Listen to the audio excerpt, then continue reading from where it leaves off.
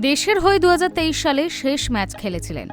এবার নীল জার্সিতে ফের দেখা যাবে তাকে। সৈয়দ মুস্তাক আলী ট্রফিতে সর্বোচ্চ রান করে জাতীয় দলে ঈশানের ডাক পাওয়ার প্রসঙ্গে তার ইউটিউব চ্যানেলে মুখ খুলেছেন অশ্বিন। তিনি বলেন, এটা একটা উপহার যা ঈশানকে দিয়েছে ক্রিকেট। কেউ কেউ এর সঙ্গে সহমত নাও হতে পারেন। অনেকেই বলবেন এটা হয়তো অন্যায্য, কিন্তু জীবন হলো বৃত্তাকার, সেখানে ঘুরে দাঁড়ানোর সুযোগ থাকে। এর আগে ঈশান দল থেকে বাদ পড়েছিল, সেখান থেকে ফিরে এসেছে। এর একটাই কারণ, তা হলো ক্রিকেটের যে সম্মান প্রাপ্য তা ও দিয়েছে।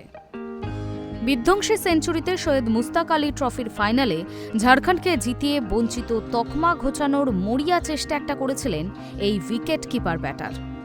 ফাইনালে ৪৯ বলে ১০১ রানের ইনিংসে ছিল ৬টা ৪ ও ১০টা ৬। ১০ ম্যাচে ৫১৭ রান করে তিনি শীর্ষ রান সংগ্রাহক। গড় ৫৭.৪৪, স্ট্রাইক রেট ১৯৭.৩। এর মধ্যে ২টি শতরান এবং ২টি অর্ধ শতরান রয়েছে। ঘরোয়া ক্রিকেটে ধারাবাহিক প্রত্যাবর্তনের জন্য ভারতীয় দলে ঈশান সুযোগ পেয়েছেন বলেই মনে করছেন অশ্বিন। তার কথায়, ও বুচি বাবু ট্রফিতে খেলেছে।